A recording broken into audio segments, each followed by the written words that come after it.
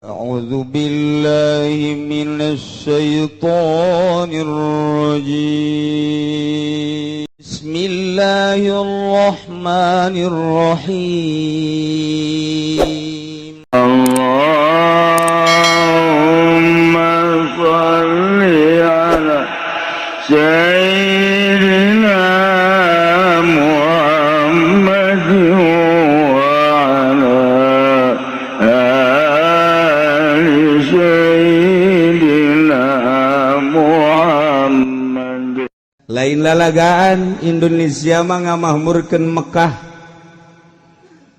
umroh teu eureun-eureun terus eta teh kapan lambang keyakinan umat.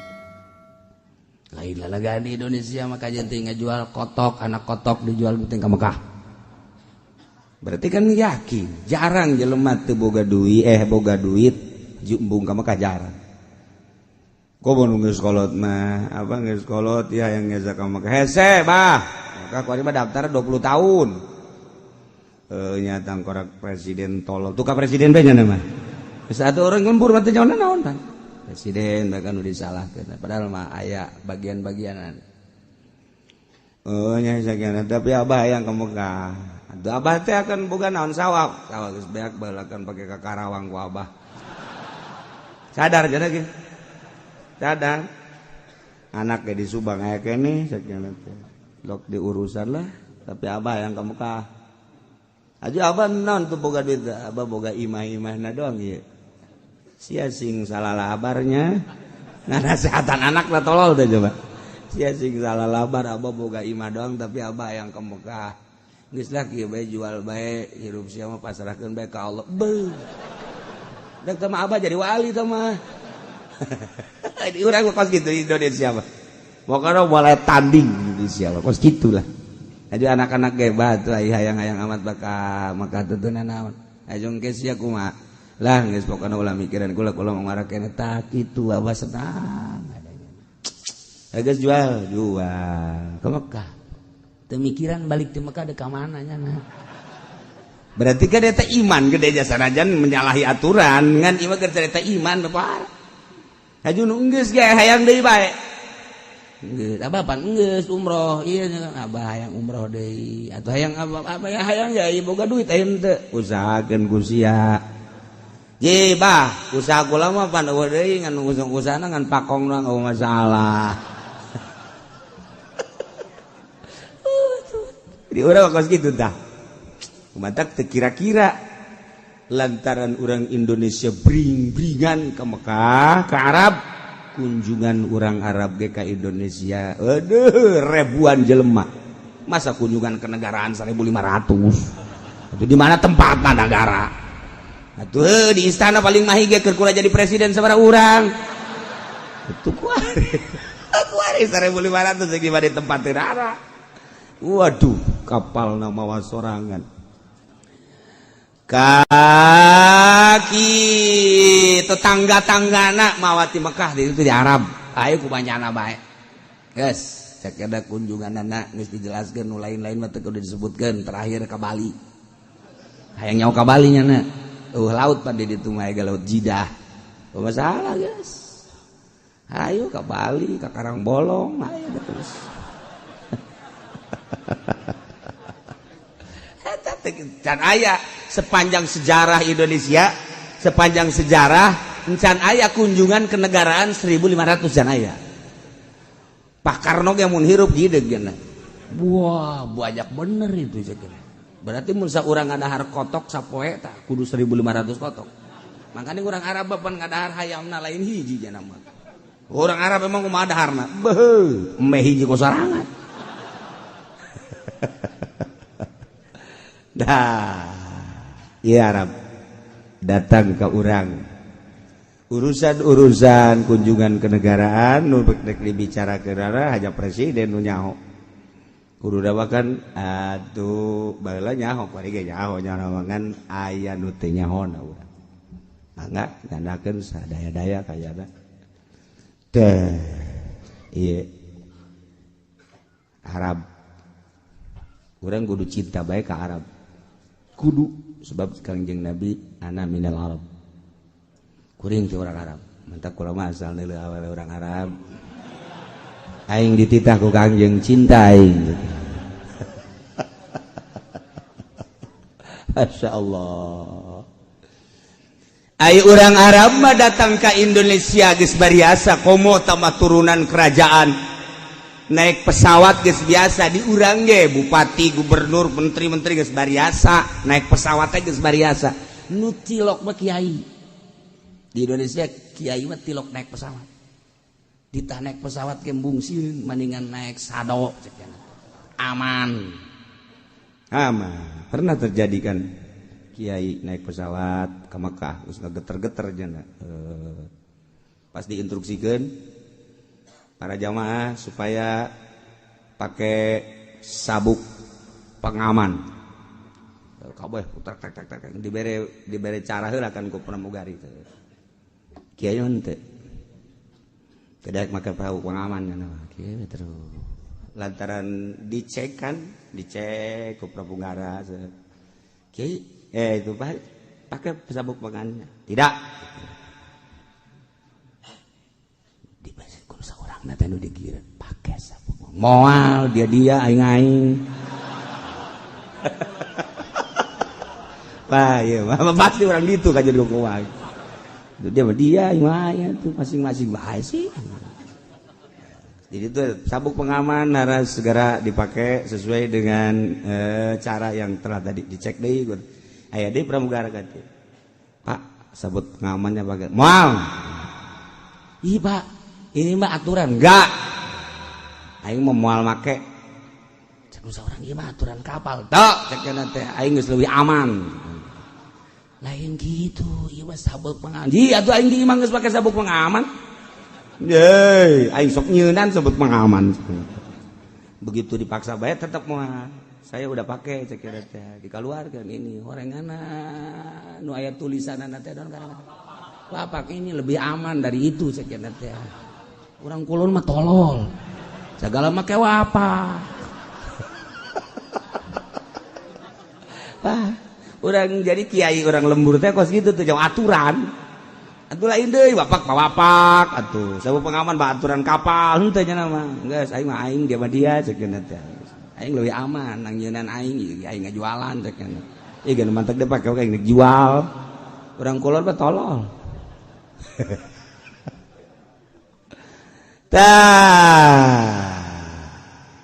tapi kulantaran urang lunak hate urang kemudian orang mengikuti terus pembacaan ayat suci Al-Quran ayat demi ayat wani ninggalkeun imah padahal gedong sigrong wani ninggalkeun warung komo warung nang laku-laku memang ditinggalkeun bae wani ninggalkeun lembur ngaji kenai ngaji guys di imah ngawuduk di dia ngawuduk deh guys ditanya ku babaturanana sia wau ka kieu henteu aing mah teu wau ngaji bae teu wau geus wau juga tukang uduk aing wau leuwih akrab jeung tukang uduk dibandingkeun jeung kiai masalah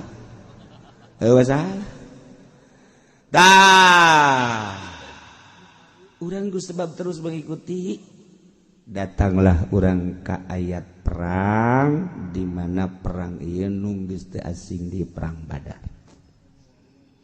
Salatullah salamullah ala toha rasulillah Salatullah salamullah ala yasin habibillah Tawassalna bismillah wa bil hadi rasulillah Wa kulli mujahidin lillah Bi ahlil badri ya Allah Ahlil badri iya. Ketika Kangjeng diinstruksikan menghadang ternyata rombongan kafilah nu dipimpin ku Abu Sufyan memberikan informasi ke Mekah melalui mata-mata. Maka Abu Jahal dan rekan-rekan mempersiapkan untuk menyelamatkan kafilah nu dihadang ku rombongan Muhammad. melebihi kapasitas. Mun rombongan Muhammad cuma sekedar 313, Abu Jahal rombongan ada 1000 dengan perlengkapan perang, alat-alat anu mutakhir saat eta.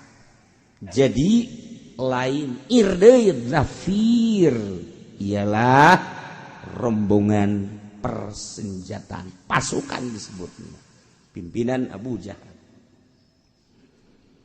Ketika Kangjeng Nabi rombongan ngadang nyana geus biluk melalui jalan pantai, selamatlah Abu Sufyan ke Mekah.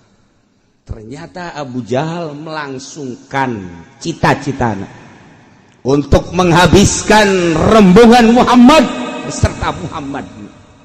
Dibawalah wanita-wanita, dibawalah arak-arak.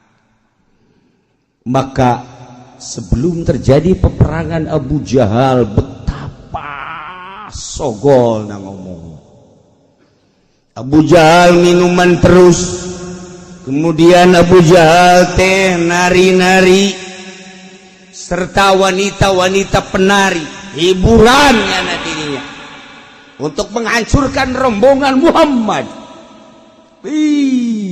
Abu Jahal ngomong nutik kira-kira. Tidak ada lagi pasukan-pasukan perang di dunia kecuali rombongan kita yang paling bahasa dage wallah la aulana, demi Allah urang paling utama di dunia. Pansorna ayo urang buah barengan sikat rombongan Muhammad. Ngomongna geus sogol jasa, geus pohara jasa Abu Jahal. Sementara Kangjeng Nabi begitu melihat rombongan Abu Jahal, pasukan anu dilengkapi ku alat-alat perang mutakhir saat eta, anu berkuda, anu beronta, di samping anu geus terlatih jeung terdidik dalam medan laga. Ras Kangjeng ningali ka rombongan sahabat anu lobana hanya 313. Sementara teu pernah dididik perang, hanya biasa-biasa. Perlengkapan perang ge sangat sederhana, sebab dimaksudna ge lain perang hanya untuk menjaga kopilah pedagangan. Kangjeng ningali ka rombongan Abu Jahal sakitu dahsyat kekuatanana. Ras deui ningali ka rombongan sahabat anu sakitu laifna jeung dhaif. Bulak-balik Kangjeng Nabi ningali, diperhatikeun ku Sidina Abu Bakar, Sidina Umar. Langsung Kangjeng Nabi katingalina siga nu sedih. Deuk teu sedih kumaha secara manusiawi di ditu rombongan 1000 nu geus terlatih perangna, pedangna geus lain main-main, panahna anu geus lain sembarangan. Kudana ge kitu kena tameng dan lain sebagainya. Kan nyaho Kangjeng Nabi urang Mekah kedahsyatan jeung kekuatan pasukan-pasukan perang nu aya di Mekah teh Kangjeng kan apa. Sementara nu aya di Madinah nu milu lain rombongan-rombongan jangpi perang. Kangjeng Nabi sedih. Langsung sahabat ge minta pertolongan ka Gusti Allah. Di samping minta pertolongan para sahabat, Kangjeng ngadoa. Sahabat ngadoana beda. Sahabat ngadoana, ya Rabbi unsurna ala aduwika ya ghiyathal mustaghithin agithna. Rombongan sahabat, ya Rabbi he pangeran abdi, unsurna ala aduwika, muga Gusti nulungan ka kami sadayana jang ngelehkeun musuh-musuh Gusti. Ya ghiyathal mustaghithin, nulungan nusok nulungan. Agisna Gusti muga nulungan ka abdi. Sahabat ngadoa eta. Begitu Kangjeng Nabi ningali minta pertolongan para sahabat. Kangjeng Nabi ningali ka musyrikin betapa kuat jeung lobana. Kangjeng ningali deui ka para sahabat anu kuantitasna hanya 313. langsung Kangjeng menghadap kiblat. Ngadoa ka Gusti Allah. Ngaluhurkeun leungeunna ngadoa. Madayadai datang ke katingali puputih kelek Kangjeng Nabi. Kuluhur-luhurna ngangkat leungeun Kangjeng Nabi ngadoa ka Gusti Allah bari menghadap kiblat. Masya Allah. Sidina Abu Bakar belah katuh, Sidina Umar belah kenca. Diperhatikan sangat luar biasa. Kangjeng Nabi ngadoa, Allahumma anjiz li ma wa'adtani, Allahumma atini ma wa'adtani, Allahumma in tuhlik hadhihi al-asabah min ahli al-Islam la tubad fil ardi. Beuh eta doa pohara jasa. Pihartieunana ya Allah anjiz li Gusti muga nyalametkeun ka abdi. Ngaluluskeun Gusti ka abdi ma wa'adtani kana naon nu geus dijanjikeun ku Gusti. Allahumma he Allah atini muga Gusti mere ka abdi ma wa'adtani kana naon nu geus dijanjikeun ku Gusti ka abdi.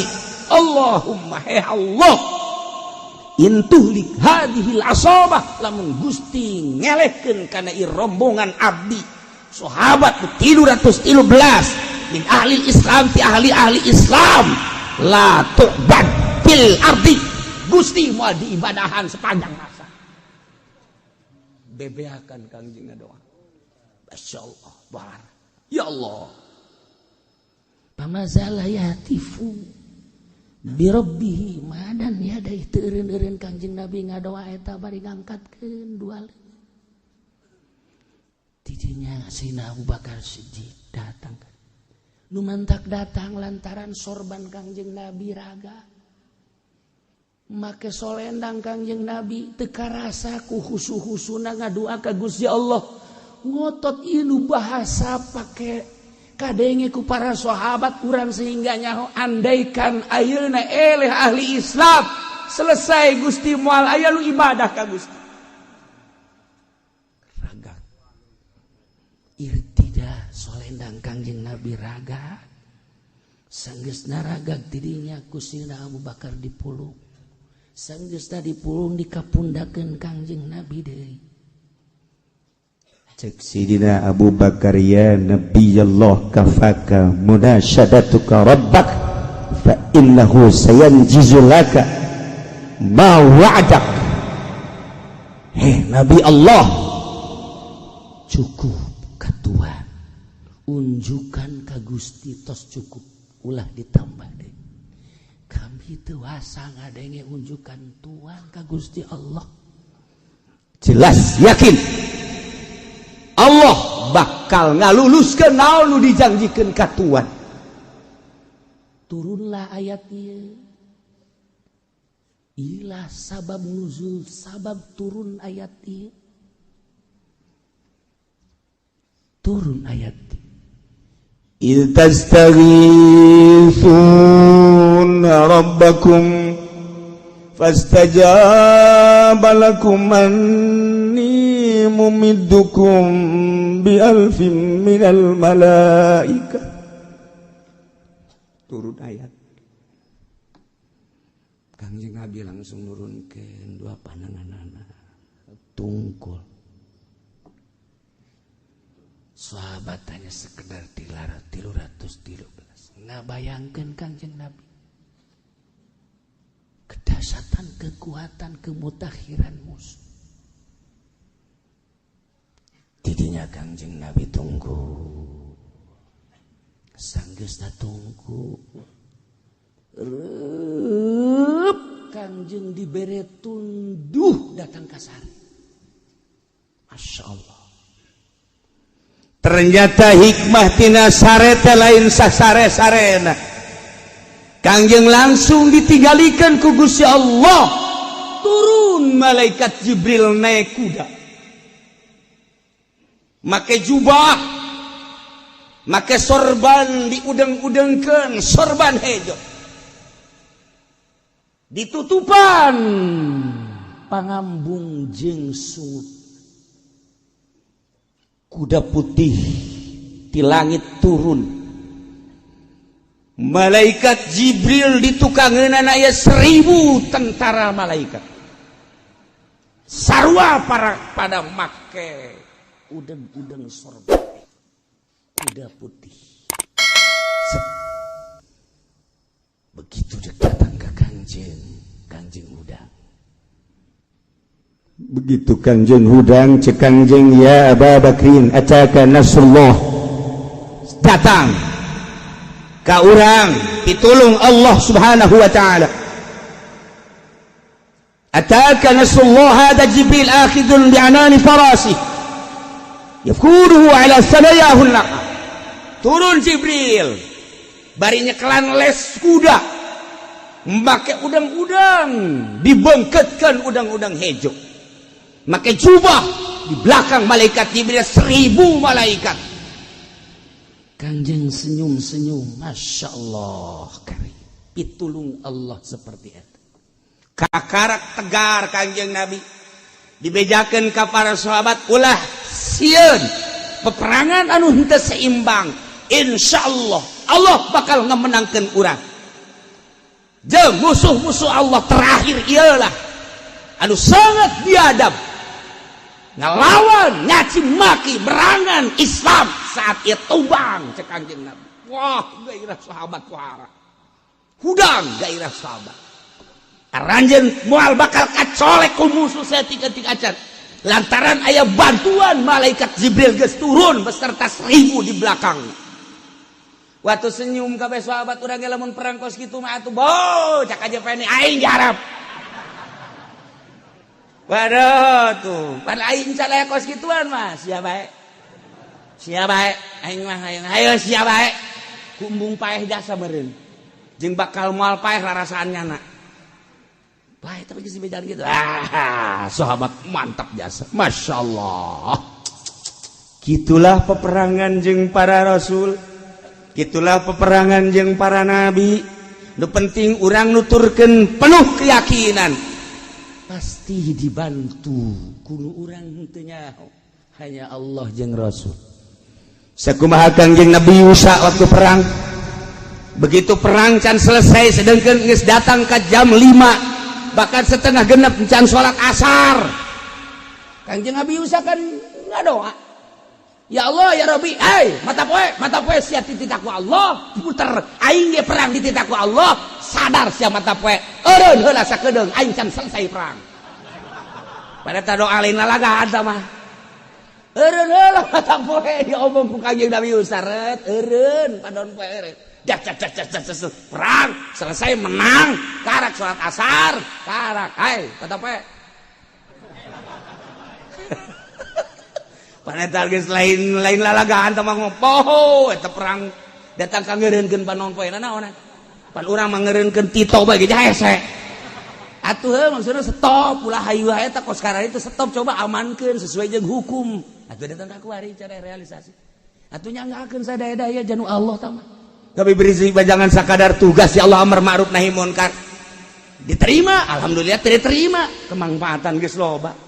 Jehe di luar eta kemanfaatan geus loba ke dibacakeun nangke. Rakyat Indonesia ge geus membaca lain lalagaan. Haju ka hareup lah wallahu alam bakal kumaha hartina nasib-nasib jelema nu milu ka kafir wallahu alam. Ya urang mah teu nyanggakeun sadaya-daya ja urang mah bisa ngan sakara doa salamet. Atuh urang mah sakadar ya Allah kadoifan abdi kadoifan urang kabehan. Salametkeun abdi, salametkeun bangsa, salametkeun nagara Gusti. Geus eueuh deui iwal ti minta salamet. Jangan sakitu-kituna atuh ja urang mah perang, boro-boro ditembak, lapar bae paeh. Duh kumaha atuh ja puasa tilok daun tilok gadenge kipu doli puasa tilok daun tilok. Atuh ngariung berkatan memaran da kumaha perang. Ya kumaha perang. Ye cenah kieu sok sambarangan. Henteu sambarangan. Henteu, maksudna tipe kos kituna loba. Lain nyana bae. Perang emang perang kumaha itu? Iya tuh jai baheula mah nu perang teh dah. Nu perang baheula emang kumaha gitu? Teu kadeuleun gagahna. Lamun turun ti buku lah aya ngaran kirapil teu kanyahoan gagahna kapan teu kanyahoan nya mah. Tapi kanyahoan gagahna emang kumaha gitu? Satu ketika kebonang adat, sanggesa kebonang adat, nyana marah, sanggesa marah eta kebo pelen gede dicakal we dibarakeun. Wah. Goblok sia mah, enggak ada ka aing. Belanda kan neulekeun hanya. Ini bukan orang, ha. Itu mah lain Belanda, meureun RRC. Tuh. Campur-campur ta Belanda. Eta kan teu kajahoan gagahna, tapi ketika derna. Ku ari mah pan geus kieu bae. Oh, ayo. Asal bisa ayo sia teh lah. Ayo. Der be aya. Ka mana aja pengen dikabur. Banyak pejuang kos kitu. Tuh, baheula banget teu kajahoan. Teu kadeuleu kagagahna. Cukup eta ge teu maksud mun Belanda teu nyahoeun mah teu nyahoan gagahna. Tapi kulantaran Belanda neuleuh eta keboplolen sabaraha kinta teh. Goblok sia marah bae balak ke buah. Geus aing salamet ti sia ceukna teh geus babur sia kebo. Teu kagagahan teh bisa. Urang mah pan pamajikan diangkat ke urang nu gering. Urang ngahaja-haja ngangkat pamajikan, tuh pamajikanna meureun sakintal setengah deui ongkoh, sabeca sorangan atuh pantes. Tapi teu boga giro, boga giro mah pamajikan gede leutik diangkat bae kan ku urang. Ya kan sebab giro cinta urang gede. Cinta teh ngabogaan energi. Atuh cenah gede sakintal setengah. Ayo diangkat set. Beres gitu. Meunang 2 menit urang pae. Tah turunlah ayat ieu masyaallah karim.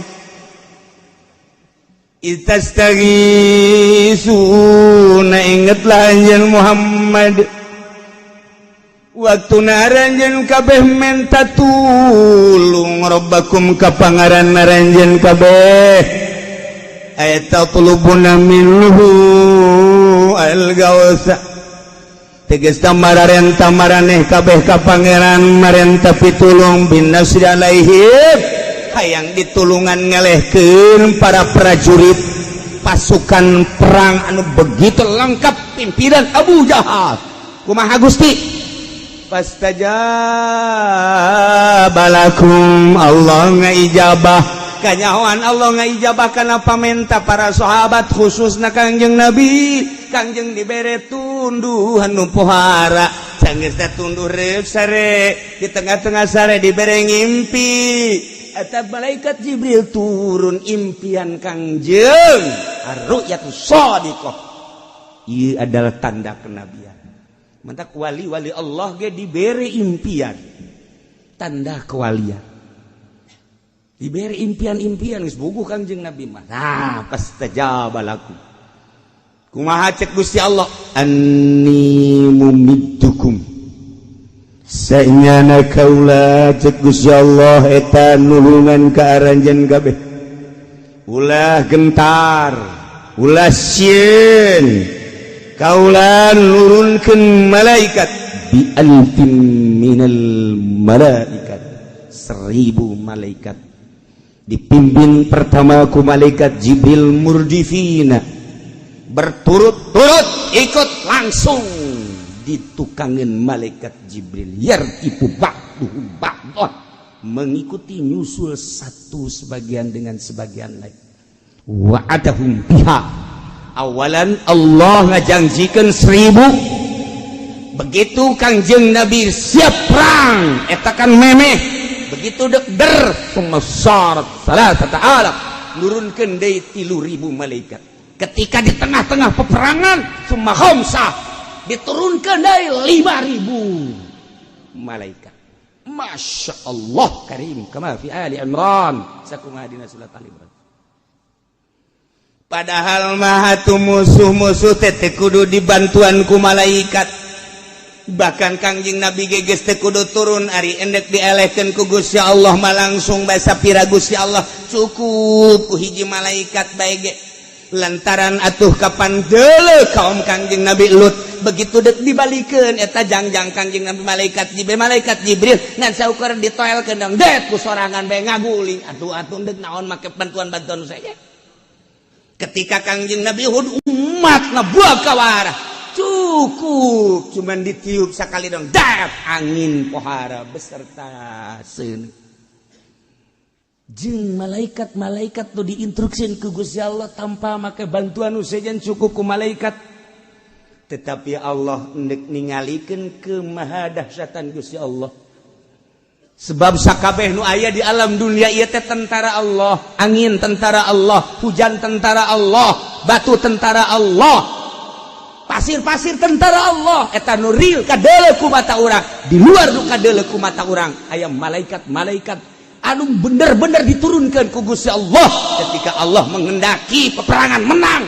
teu kudu hese ukur kurang kehebatan Belanda di mana orang boga tank baja tetapi Belanda geus ngabogaan tank baja di mana orang baheula boga senjata mutakhir tapi Belanda saat eta geus make stand, geus make brand, geus make baheula mah disebutna teh dereden. Dereden. Mantap kula mah keur leutik keneh meureun kabauan keneh bangsa Belanda baheula. Eta sok nyieun pan papeletokan dereden. Eta teh teh nyaho urang dereden tek tek tek tek tek tek tek tek make buah berenuk gorenganan eta teh ya. Oh, drog mah leutik teuing, gua da bernuk aing mah. Sia mah tina awi aing mah lain.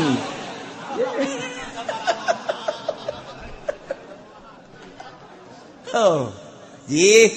Nah, di mana eta? Di mana dek dimenangkeun ku Gusti Allah hanya sebuah golok tarang hau. Hanya sebuah bambu runcing. Bambu runcing lain sa bambu beruncing di Surabaya sabaraha kiai anu dicekal doang bambu runcing termasuk Kiai Hasyim Asy'ari bambu runcing nu mantak kuari Ansor teh ngabogaan sejarah sebab baheula bambu runcing dicekal ku Kiai Hasyim Asy'ari dihijikeun didoaan asal geus didoaan ku Kiai Hasyim Asy'ari iya bambu runcing teh bambu runcing asal dibalangkeun bae lain raga encan manggih musuh encan ojos encan eureut jatuh urang perangkos itu mah daek di dieu Ki Hairun termasuk Ki Ahmad Hairun ya di Banten set hijikeun doaan bambu runcing nu mantap terkenal Indonesia dengan bambu runcing atuh kuari urang nyieunnan bambu runcing hayang nyaho teh didoaan heula bisa nubles maneh sia. Oh, unggal kabupaten. Wow, bambu runcing dikieukeun ku pejuang Indonesia. Unggal kabupaten Jawa Timur bambu runcing, Jawa Tengah bambu runcing, Jawa Barat Banten bambu runcing. Aya macan ge di sisina tetep aya bambu runcingan bae. Tah lain sa bambu runcingna. Nah, hijikeun heula doaan. Doana naon ya? Ja tegetkeun Gusti. Jangan tiari majang nyieun urang di imah. Gas paling digelar kabeh gas pokona mah. Ieu na urang bambu runcing masih perang.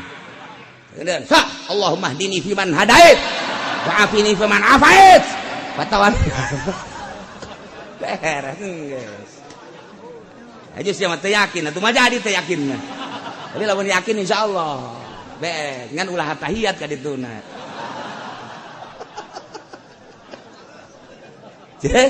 Hati lain sa bambu runcingnya dele sejarah emang kumaha gitu. Nu mantap Banten teh ngabogaan sejarah. Lain lalagaan Banten mah. Geus mah boga angin di Banten teh. Asal bisa ngondang anginna.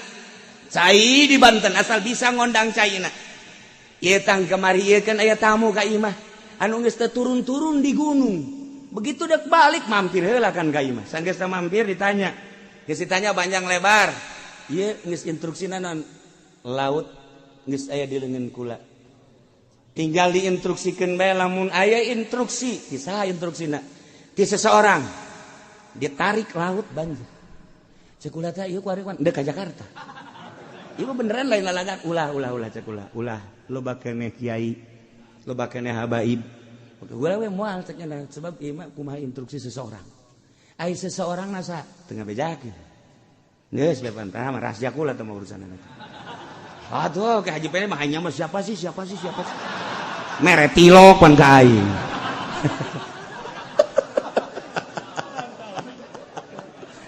Lain alaga. Eta geus dileungeun nya tapi lamun cek nya instruksi siap. Eta kan di Banten mah aya kos kitu di Banten. Masyaallah, Inggis. Tapi si ade loba keneh santri, pejabat ge loba keneh anu syahadat, anu salat. Hanya karena seseorang ulah waka. Nya mah lain masalah ulah waka. Lamun cek seseorang tarik. Ulah minta alamatna dibere alamatna mah. Lamun dek menghubungi kula lain make HP lain. Anti HP teh kos kitu. HP masalah mencet susu nu keluar.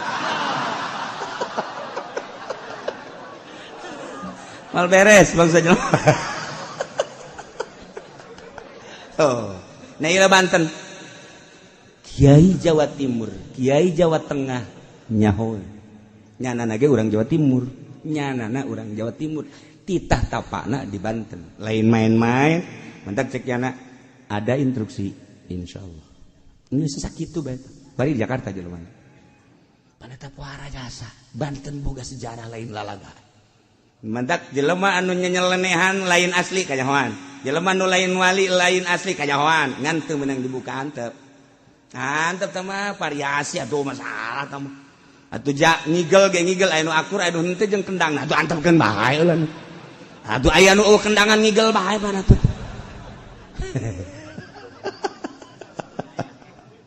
Tah iyalah. Anni mumiddukum bi alfin minal malaikah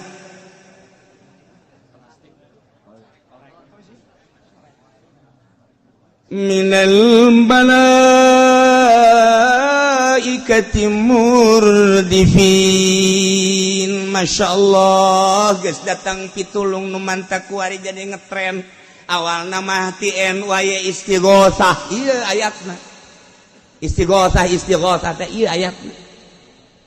Istastaghitsuna rabbakum fastajaba lakum. Tastaghitsuna santri mangge sin litolab mantak wanian Imam Jalal tatdubuna minhul gaus. Padahal teu kudu make eta deui ge ngan kulantaran tugas Imam Jalal nafsiran atuh geus lisin istifali jamaanin tah tah diakulu geus beres. Baheula keur leutik mah talar alpiah talar tuh. Oh, yakulu mah komo. Barang jadi kiai poho. Ai geus atuh undangan terus ke pendopo pan. Atuh dahar di pendopo bener kan, Bod?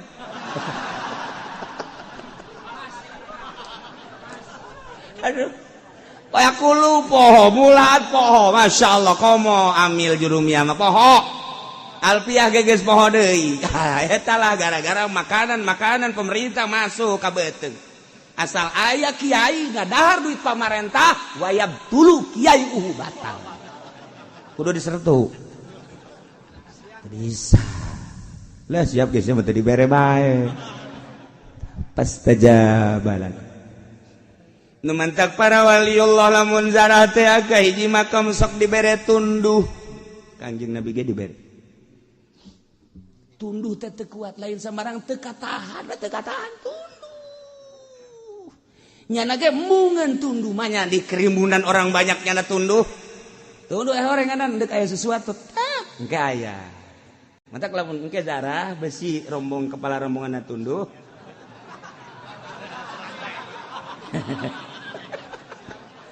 geus urang mending tutupan bae geus ku buaya teh teu samarangan sama tunduh kos kitu mah tunduh anu di luar konstatif ente bisa dikendalikan sama tunduh di Allah sebab Allah dek mere tek oh aja hudang we karaknya na dongeng nyarita tek di Allah hese tambah kos gitu wa ma ja'alahu Allahu illa busyra وَلِتَطْمَئِنَّ بِهِ قُلُوبُكُمْ وَمَا النَّصْرُ إِلَّا مِنْ عِندِ اللَّهِ